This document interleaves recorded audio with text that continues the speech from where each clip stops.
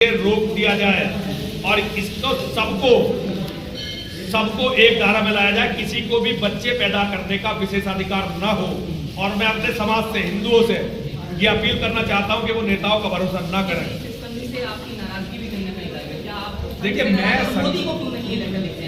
देखिए मुझे मोदी से कोई उम्मीद नहीं है। जिस तरह से पिछले एक वर्ष में नरेंद्र मोदी ने जिस तरह से पिछले एक वर्ष में उलटफेरियां दिखाई हैं, मुझे नरेंद्र मोदी से कोई उम्मीद नहीं है।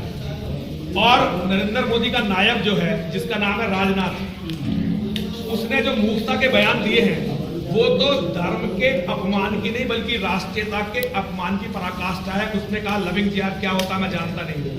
उसने मदरसों को सर्टिफिकेट दिया कि मदरसों में कोई आतंकवादी कार्रवाई नहीं होती। अरे एक भी मदरसे की जांच करवा के तो देखो।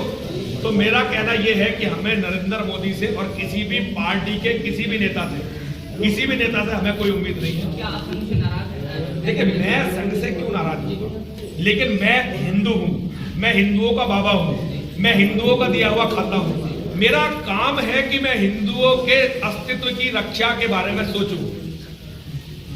तो मैं हिंदुओं के अस्तित्व की रक्षा के बारे में सोचने का कार्य कर रहा हूँ। जी ये जानना चाहेंगे कि कानून को लेकर सरकार बनाएगी, खबर को ये लेकर क्यों और सिंगल क्यों? देखिए आप क्या नहीं जानते ये सरकार आरएसएस ने बनाई है?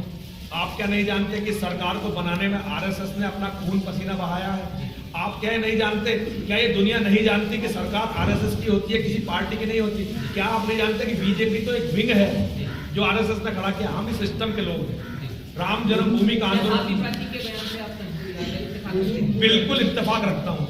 मैं भी हिंदू समाज से यही कहता हूँ कि जब तक ये सख्त कानून सबके लिए न बने, यदि हिंदू अपनी जनसंख्या को सीमित कर लेगा तो अपने वंश के विनाश का कारण बनेगा।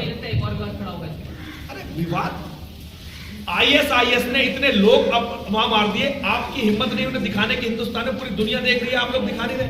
हम बोल रहे हैं तो विवाद खड़ा हो रहा है, और वो हमारा कत्ल कर रहे हैं तो विवाद नहीं खड़े होते। एक पहले विवाद में आप हमेशा विवादों में रहे हैं हम, क्योंकि तुम विवाद कहते हो उसे, लेकिन हम धर्म के लिए लड़ रहे हैं। हम प्रशांत भूषण में नहीं, हम तो केजरीवाल को पिटवाया था घर पे।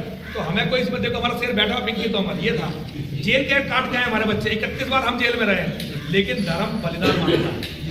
जैसा कि ये कह रहे हैं, महंत कह रहे हैं, और आपको दिखाएंगे कि पिंकी चौधरी हैं जो सामने बैठे हैं, केजरीवाल के घर पर हमले का आरोप इन्हीं पर लगा था।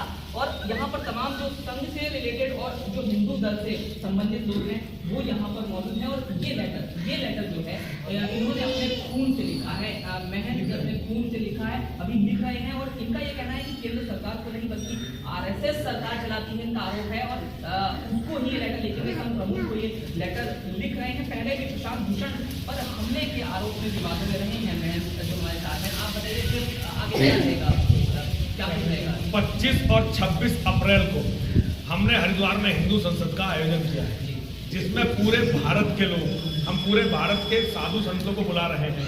आज तक आरएसएस और विश्व हिंदू परिषद ये कहते रहे हैं कि हम संतों के, इन लोगों ने भगवा को आतंकवादी रंग घोषित करवा दिया।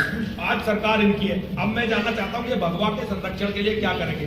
मैं पूरे देश के संतों का, महंतों का आह्वान कर रहा हूँ, सारे महामंडलेश्वर, सारे शंकराचार्यों का, आइए हमारे देश का जो इस्लामीकरण होने जा रहा है उसको रोकने के लिए अब हम इन नेताओं पर डिपेंड रह रहे हैं। हम कुछ ठोस कदम उठाएं और आगे बढ़ के। देखिए मैं ये नहीं जानता कि कौन मौजूद होगा, कौन मौजूद नहीं होगा।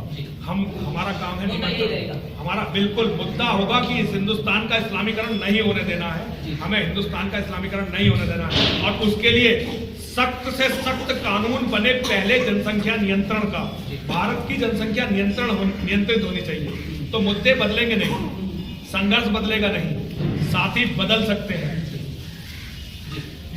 ये आप देखें, ये नरसिंहानंद जी, महंत जी का ये ब्लड है, खून है, रक्त है, इससे ही ये लेटर लिख रहे हैं। और पहले भी क्योंकि हम बता रहे हैं विवादों में रहे हैं, पिंकी चौधरी, इन पर आरोप था आम आदमी पार्टी के दफ्तर गाजियाबाद के